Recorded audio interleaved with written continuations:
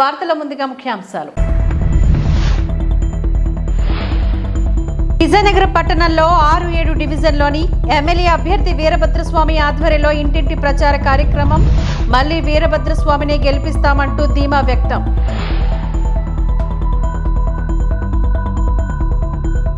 విజయనగరం నియోజకవర్గం TDP, Janasena, BJP ఉమ్మడి అభ్యర్థి అతిథి విజయలక్ష్మి గణపతి ఈ రోజు అశోక్ బంగ్లాలో మీడియా సమావేశ ఏర్పాట్లు. జిల్లా కేంద్రంలో ప్రపంచ క్షయవ్యాధి నిర్మూలన దినోత్సవం. అతిథిగా హాజరైన సహాయ కలెక్టర్ సహదీత్ వెంకట్ త్రివినాగ్. క్షయలేని సమాజం అందరి లక్ష్యం కావాలి అంటూ ట్రైనీ సహాయ కలెక్టర్ బి సహదీత్ వెంకట్ త్రివినాగ్ పేర్కొన్నారు. ప్రపంచ టీబీ దినోత్సవం సందర్భంగా కలెక్టర్ కార్యాలయ ఆడిటోరియంలో జిల్లా వైద్య ఆరోగ్య శాఖ ఆధ్వర్యంలో ఆదివారం నిర్వహించిన కార్యక్రమంలో ఆయన ముఖ్య అతిథిగా పాల్గొన్నారు. ఈ వ్యాధిపైన ప్రజల్లోని నెలకొని ఉన్న అపోహలను తొలగించి తగిన జాగ్రత్తలు తీసుకుంటే ఇది పూర్తిగా నయం చేయగలిగిన వ్యాధి అనే అంశంపైన తగిన అవగాహన కలిగించాల్సి ఉందని చెప్పారు. సాంకేతిక పరిజ్ఞానం అభివృద్ధి చెందిన ప్రస్తుత పరిస్థితుల్లో ఈ వ్యాధి నిర్ధారణ మరింత సులువుగా మారిందని, దీన్ని వినియోగించుకుని ప్రతి కేసును గుర్తించడం ద్వారా ఈ వ్యాధిని పూర్తిగా నిర్మూలించగలిగామని అన్నారు. ఈ వ్యాధి నయం చేసేందుకు గాను ప్రభుత్వమే రోగులకు పూర్తి స్థాయిలో మందులు అందజేస్తోందని, వాటిని వైద్యులు సూచించిన విధంగా వినియోగించి వ్యాధిగ్రస్తులు ఈ వ్యాధి నుంచి విముక్తి పొందాలని అన్నారు. జిల్లాలోని 10 మండలాల్లో క్షయవ్యాధి చికిత్స కేంద్రాలు ఏర్పాటు చేయడం జరిగిందని చెప్పారు. ప్రతి వ్యాధిగ్రస్తులకు నెలకు 500 సహాయంగా అందజేయడం జరుగుతుందని అన్నారు. ఈ సందర్భంగా జాతీయ క్షయవ్యాధి నిర్మూలన కార్యక్రమం పోస్టర్ను ఆవిష్కరించి క్షయవ్యాధి నిర్మూలనకు ప్రతిజ్ఞ చేయించారు. క్షయవ్యాధికి కనుగొన్న రాబర్ట్ కోచ్ చిత్రపటానికి పూలమాల వేసి నివాళులర్పించారు. జిల్లా వైద్య ఆరోగ్య అధికారి డాక్టర్ ఎస్ భాస్కర్ రావు ఈ సందర్భంగా మాట్లాడుతూ సకాలంలో వ్యాధిని గుర్తించి మందులు వేసుకుంటే వ్యాధిని పూర్తిగా నిర్మూలించవచ్చని చెప్పారు. ఆధునిక పద్ధతిలో క్షయవ్యాధి నిర్ధారణ పరీక్షలు అందుబాటులో ఉన్నందున టీబీ నిర్ధారణ సులభతరమైందని జిల్లా హాస్పిటల్ సమన్వయ అధికారి డాక్టర్ గౌరీ శంకర్ అన్నారు. ప్రతి గర్భిణి ప్రసవమైన వెంటనే శిశువుకు బీసీజీ టీకా తక్షణమే వేయిస్తే మున్ముందు టీబీ వ్యాధి సోకకుండా నియంత్రించగలమని అన్నారు.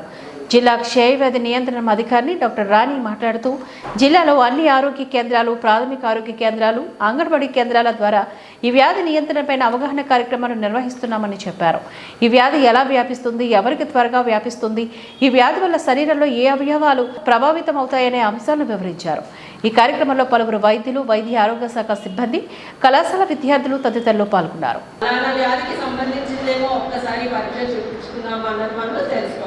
సో 2 వీక్స్ పైబడి ఉన్నటువంటి వారికి ఎవరికైనా దగ్గు ఉన్నా, దెబ్బలలో రక్తం పడినా, 2 వారాలు పైబడి ఎవరికైనా జ్వరం తగ్గిపోతారు, జ్వరం గట్ట రావడము, ఇలాంటి లక్షణాలన్నీ ఉంటాయి. అలాగే ఊపిరితిత్తులకి కఫం అనేది కాకుండా ఊపిరితిత్తుల్లో కూడా నీరు పడుతుంది. ఊపిరితిత్తు పొరలోకి నీరు పడుతుంది. దానికి నీరు తీసి సూది తీసి వాళ్ళకి ఎటువంటి ఆయాసము, దగ్గు గట్ట జ్వరము ఉంటుంది. సో దాన్ని ప్లూరల్ ఎఫ్యూజన్స్ అని అంటారు. ఊపిరితిత్తులకి నీరు పట్టింది అని మనం వింటాం కదా, అది ఎక్స్ట్రా ప్లూరల్ టీబీ. సో ఇలాంటి లక్షణాలు ప్రతి అవయవానికి ఉన్నట్టు, ఏ అవయవానికి దాన్ని బట్టి అలాంటి లక్షణాలు ఉంటాయి. Next slide. చిన్నపిల్లల్లో కూడా మనము టీబీ వస్తుందని మనం అనుకున్నాం కదా. పెద్దవాళ్ళైతే వాళ్ళు దగ్గగలరు, వాళ్ళు చెప్పగలరు, నాకు జ్వరం వస్తుంది, నాకు నీరసముగా ఉంటుంది.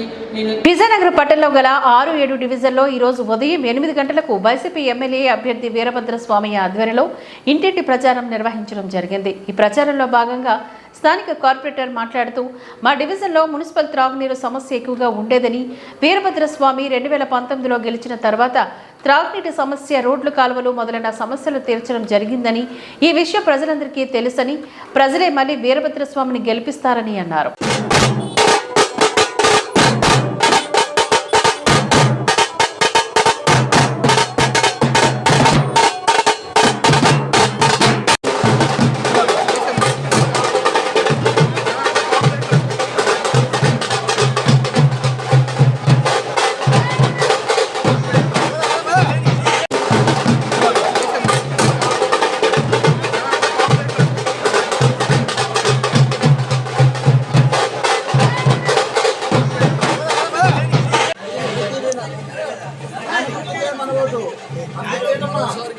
జగన్మోహన్ రెడ్డి గారి కార్యక్రమాలు మంచిగా జరుగుతున్న ప్రజలందరికీ అందుబాటులో ఉంటాం.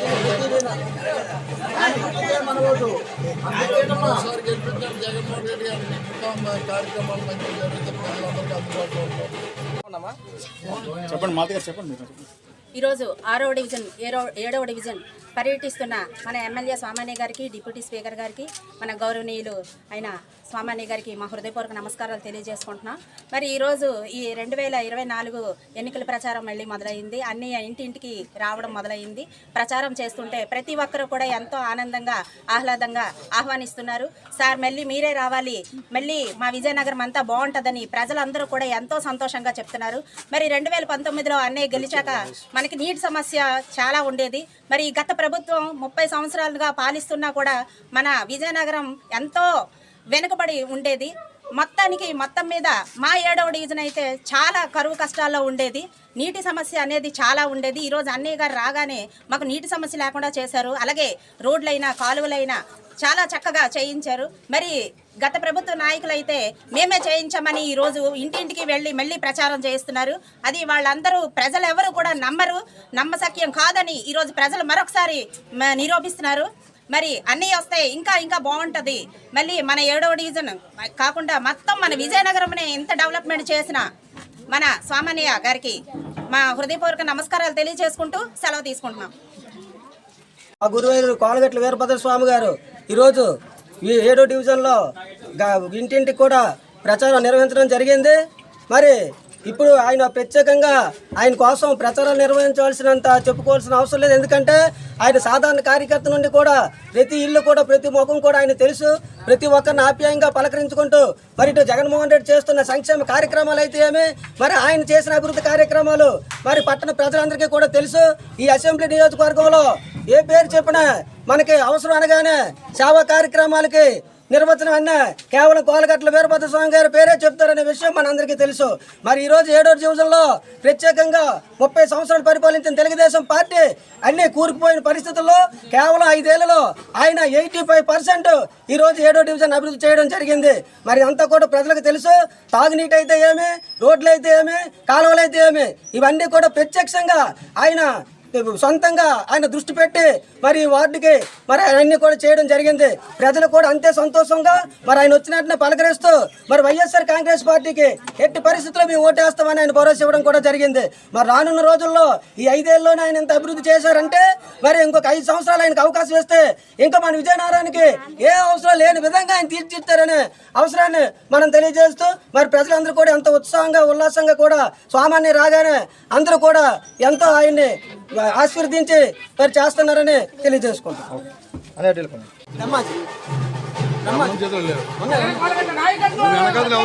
అందుకున్నాడు చూడు. విజయనగరం నియోజకవర్గం విషయానికి వస్తే వైసీపీలో బలహీనమైన సామాజిక వర్గం నుంచి వచ్చే బలమైన నాయకుడిగా ఎదిగిన వీరభద్రస్వామికి ఈసారి కొన్ని కష్టాలు తప్పవని సగటు ఓటరు భావిస్తున్నారు. 2019లోని రాష్ట్రమంతా వైసీపీ గాలి వీచిన పట్టణంలో బలమైన నాయకుడిగా ఉన్నప్పటికీ కూడా అతి తక్కువ సుమారు 6,000 ఓట్ల మెజార్టీతో గెలుపొందడం జరిగింది. వీరభద్రస్వామి నన్ను చూసి ఓటేయండి అని చెప్పినా, నా అభివృద్ధి చూసి ఓటేయండి అని చెప్పినా ఫలితం మాత్రం అంతంత మాత్రమే ఉంటుందనేది నగ్న సత్యం. సగటు ఓటరు ఆలోచన ఏమంటే కరెంటు పోలుకు సీరియల్ లైట్లు వెలిగించడం, 4 రోడ్లు వేయడం అభివృద్ధి కాదని, యువతకు ఉద్యోగ ఉపాధి అవకాశాలు కల్పించి ఫ్యాక్టరీలు తీసుకురావడం కానీ, ఉన్న జూట్ ఫ్యాక్టరీని రన్ చేయడంలో కానీ ఎటువంటి చొరవ చూపలేదు అన్నది వారి వాదన. వీరభద్రస్వామికి ఈ సామాజిక వర్గాలు అటు బొత్స వర్గం కానీ, ఇటు పిల్ల విజయ్ కుమార్ వర్గం కానీ, అవినాపు వాళ్ళు కానీ తమ సొంత కౌన్సిలర్లు సైతం నేను సహకరించే పరిస్థితి ఉంటుంది అనుకోవడం కష్టమే. మరి ఏది ఏమైనా నేను బలమైన నాయకుడినని నిరూపించుకోవడానికి స్వామి జన సమూహం కూడగట్టిన వచ్చేవారంతా అంతా ఓటేస్తారని గ్యారంటీ లేదు. ఇది ఎలా ఉందంటే బాబును చూసి బలుపు అనుకునే విధంగా ఉంది. ఇంకోవైపు ప్రభుత్వ వ్యతిరేకత ఉండదనే ఉంది. ఇకపోతే ప్రతిపక్ష టీడీపీ పార్టీ పాత రోజుల్లా కాకుండా వీరభద్రస్వామి చెప్పే మాట 24 గంటలు నా గేట్ తీసే ఉంటుంది అంటూ ఉంటారు. అదేవిధంగా ఈరోజు అదితి గణపతిరాజు ఇంటింటికి వెళ్ళి ప్రచారం చేయడం, ప్రజల్లో మమేకమవడం చూస్తుంటే ఆమె ప్రభావం బాగా పెరిగినట్లుగా కనిపిస్తోంది. ఇది ఏమైనప్పటికీ కూడా తమ లోటుపోట్లను అధిగమించి అధికారాన్ని చేపడతారా వీరభద్రస్వామి? వేచి చూద్దాం.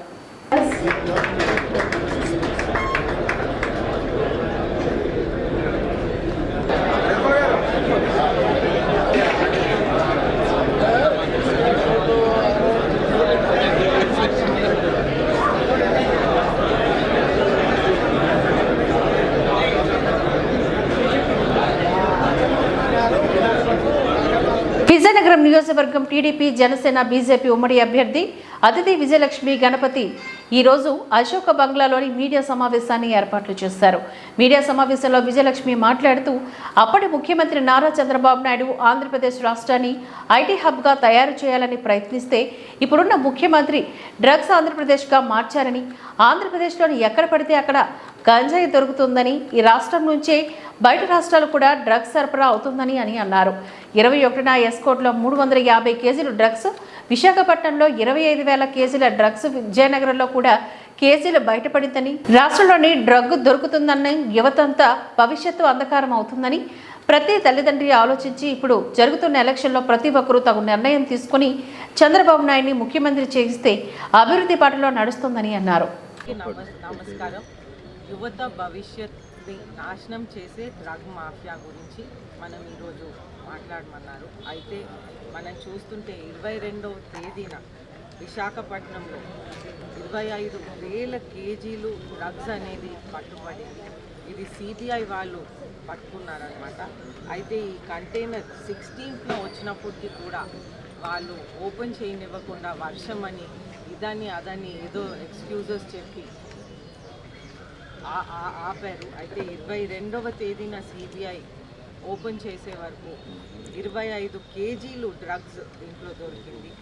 డ్రై ఈస్ట్ అనే పదార్థం బ్రెజిల్ నుంచి తెచ్చారని చెప్తూ వాళ్ళు దీంట్లో డ్రగ్స్ తెచ్చారు. అయితే సిబిఐ ఎంక్వైరీలో అయితే 5 రకాల డ్రగ్స్, మార్ఫిన్, కోకేన్, ఎంఫెటమైన్, మెసిలిన్ అని కొన్ని డ్రగ్స్ వచ్చినాయి అన్నమాట. అయితే ఇది చూస్తుంటే మనం చంద్రబాబు నాయుడు గారు ఉన్నప్పుడు విశాఖపట్నం ఒక ఐటీ హబ్గా తయారు చేయడానికి విశ్వ ప్రయత్నం చేశారు. ఇప్పుడు ఈరోజు ఉన్న పరిణామాల్లో చూస్తుంటే ఇది ఎక్కడ పడితే అక్కడ డ్రగ్స్ అనేది దొరుకుతుంది.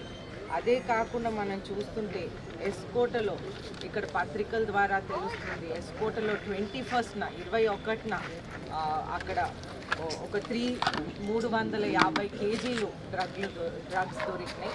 అలాగే ఇది విశాఖపట్నంలో దొరికిన 25,000 కేజీలు డ్రగ్స్, అంటే ఇది బ్రెజిల్ నుంచి వచ్చిన డ్రగ్స్. అలాగే చూస్తుంటే ఇక్కడ విజయనగరం కూడా వాళ్ళు వదలలేదు. ఏ విధంగా విజయనగరంలో కూడా స్టేషన్ రోడ్లో దొరికిన డ్రగ్స్ అనేది మేము అందరికీ తెలియజేస్తున్నాను. ఇక్కడైతే 18 కేజీస్ డ్రగ్స్ స్టేషన్ రోడ్లో దొరికింది, స్టేషన్ రోడ్ దగ్గర దొరికింది. అయితే మనం చూస్తుంటే ఎక్కడ పడితే విచ్చలవిడిగా ఏ విధంగా పాడైపోతుంది అనేది మనం అందరం గమనించాల్సిన అవసరం ఉంది. అయితే నేను ప్రతిరోజు మీ అందరికీ తెలియజేస్తున్నాను, ఈ డ్రగ్స్ మన ఆంధ్రప్రదేశ్లో విపరీతంగా పెరిగిపోతుంది. ఎక్కడ ఎంక్వైరీ వెళ్ళినా ఇప్పుడు అది తెలంగాణలో ఎంక్వైరీ చేసినా మన ప్రాంతం నుంచి వస్తుందని చెప్తున్నారు, ఎక్కడ ఎంక్వైరీ చేసినా మన ప్రాంతం నుంచి వస్తుందని చెప్తున్నారు. అయితే ఇది మన రాష్ట్ర భవిష్యత్తుకి మంచిది కాదు. అదేవిధంగా మన పిల్లల భవిష్యత్తుకి అసలు మంచిది కాదు.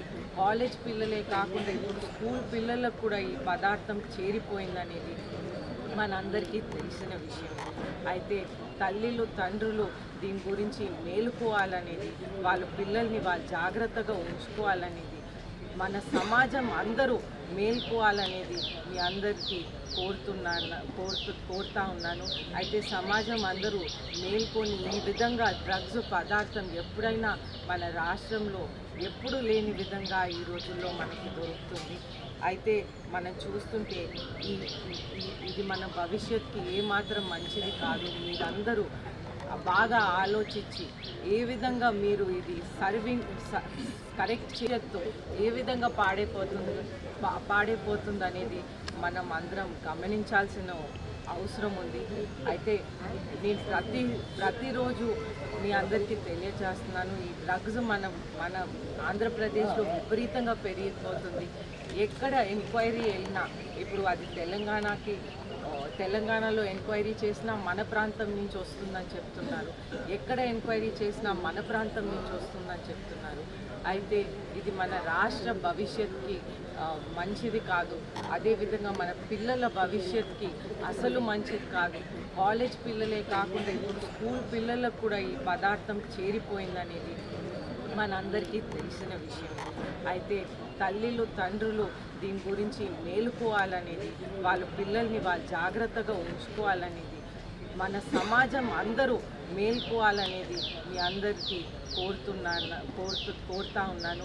అయితే సమాజం అందరూ మేల్కొని ఈ విధంగా డ్రగ్స్ పదార్థం ఎప్పుడైనా మన రాష్ట్రంలో ఎప్పుడు లేని విధంగా ఈ రోజుల్లో మనకి దొరుకుతుంది. అయితే మనం చూస్తుంటే ఇది మన భవిష్యత్తుకి ఏమాత్రం మంచిది కాదు. విజయనగరం మండలం గూండాలపేట సర్పంచ్ కంది జగదీశ్వరి, గ్రామ పార్టీ అధ్యక్షుడు కంది మహేష్, వార్డు మెంబర్లతో పాటుగా 50 కుటుంబాల వారు ఈరోజు అశోక్ బంగ్లాలో తెలుగుదేశ జనసేన బీజేపీ కూటమి విజయనగరం శాసనసభ ఉమ్మడి అభ్యర్థి నియోజకవర్గ ఇన్ఛార్జ్ పూసపాటి అదితి విజయలక్ష్మి గజపతి గారి సమక్షంలో వైకాపా నుంచి తెలుగుదేశం పార్టీలో చేరడం జరిగింది. ఈ సందర్భంగా వారిని పార్టీ కండువతో ఆహ్వానించడం జరిగింది. ఈ కార్యక్రమంలో తెలుగుదేశం పార్టీ నాయకులు, కార్యకర్తలు పాల్గొన్నారు.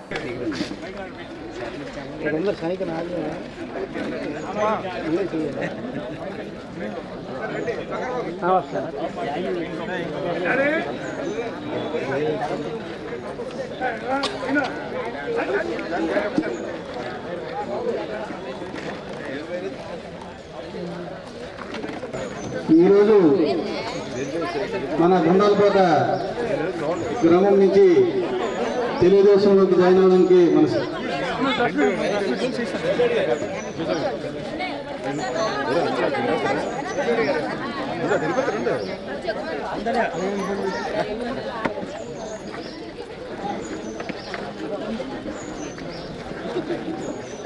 ఈరోజు గుండాలపేట ప్రజలందరూ ద్వారా గమనించాలి.